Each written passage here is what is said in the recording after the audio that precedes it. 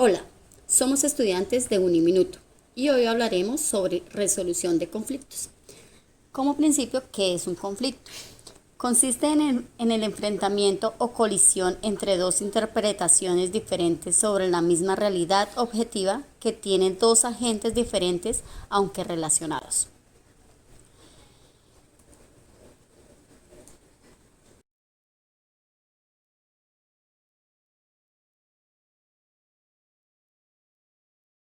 Según Jean-Paul Ledreche, se destacan tres elementos que interactúan entre sí.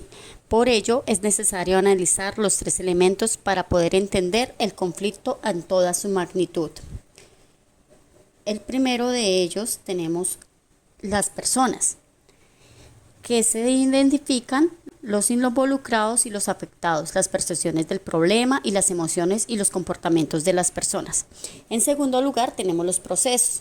Se establecen cómo se ha desarrollado y se identifican cuáles son los factores de riesgos que han podido ser para que el conflicto comience.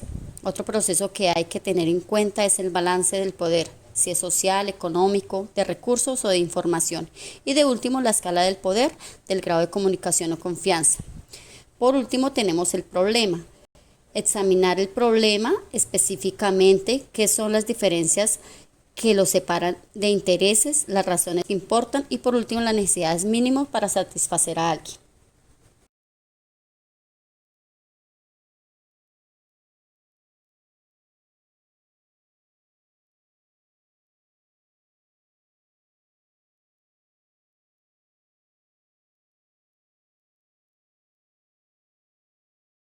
Los conflictos se clasifican en conflicto interpersonal, conflicto intrapersonal y conflicto de grupo.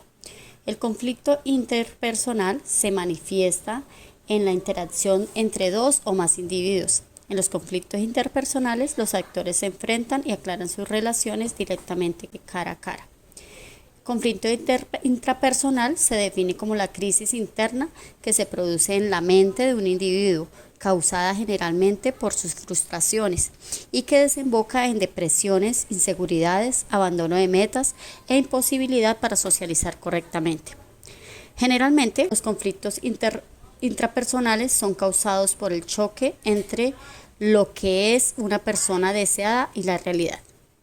Cuando se adolece de una correcta inteligencia emocional, el individuo es incapaz de conocerse a sí mismo.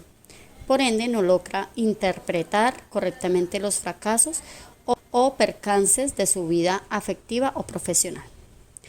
Y el conflicto de grupo. Este implica a un colectivo de personas que se definen a sí mismo como un grupo y no tiene que implicar a todos los miembros del grupo. Ahora hablaremos de los principios de la no violencia. Como pionero de la no violencia, Mahatma Gandhi, uno de los más grandes líderes políticos y espirituales del siglo XX y líder del movimiento de la independencia de la India y pionero de la filosofía de la violencia. La no violencia es un principio que busca establecer la cultura de paz y tolerancia y comprensión para lograr un cambio social o político, pues rechaza la violencia social.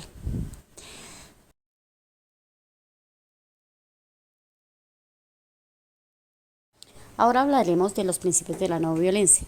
Como pionero de la no violencia, Mahatma Gandhi, uno de los más grandes líderes políticos y espirituales del siglo XX y líder del movimiento de la independencia de la India y pionero de la filosofía de la violencia. La no violencia es un principio que busca establecer la cultura de paz y tolerancia y comprensión para lograr un cambio social o político, pues rechaza la violencia social.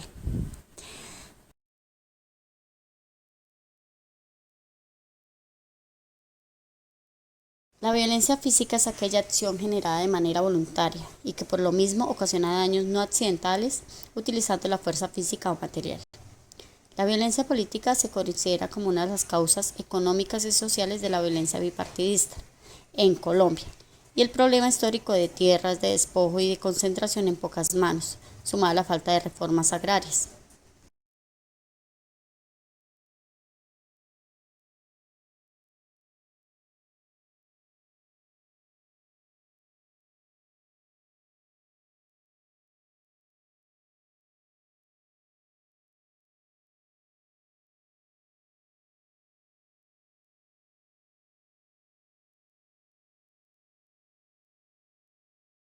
Somos estudiantes de la Uniminuto Corporación Universitaria Minuto de Dios en Administración en Seguridad y Salud en el Trabajo. Gracias.